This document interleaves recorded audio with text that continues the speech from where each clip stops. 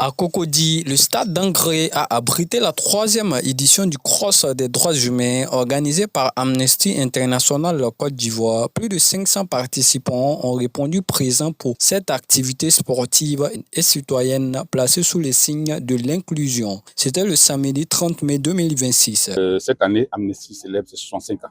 Et ces 65 ans, comme les autres années antérieures, nous avons manifesté ces 65 ans par un cross populaire, mais un cross plus inclusif en intégrant les handicapés et les enfants autistes.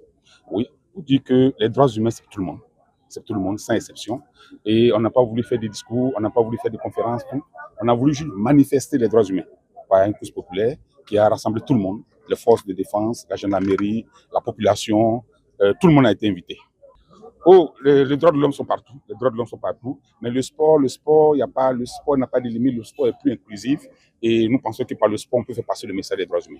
Quelles sont les associations, forces de défense et de sécurité, personnes en situation de handicap, enfants autistes et simples citoyens ont pris part à cette mobilisation en faveur du respect des droits humains.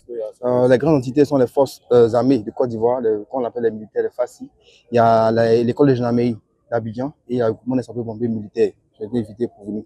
L'innovation cette année L'innovation, c'est l'inclusion. On a procédé aussi par les handicapés, notamment les amputés. Les handicapés, c'est un grand groupe. On a voulu commencer avec les amputés et les enfants autistes, comme vous avez pu le constater. Les années qui viennent, cette année, nous avons intégré plus de personnes handicapées, les enfants autistes. Les années à venir, nous allons voir comment vraiment intégrer toute la masse, toute la population ivoirienne, sans exception. C'est par le cross, on célèbre les droits humains et on rappelle qu'à tout instant, à tout moment, il faut mettre les droits humains au centre de notre vie.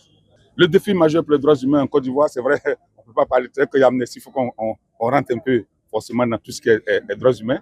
Oui, le défi majeur aujourd'hui, on le dit, Amnesty le répète matin, midi, soir, c'est l'application intégrale de la plupart des textes que nous avons.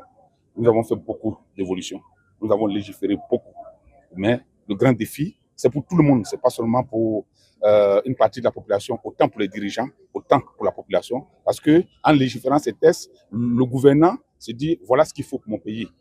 Mais le défi reste dans l'application. Il n'est pas dans l'application, nous tous ensemble nous allons réfléchir et nous allons trouver la bonne formule.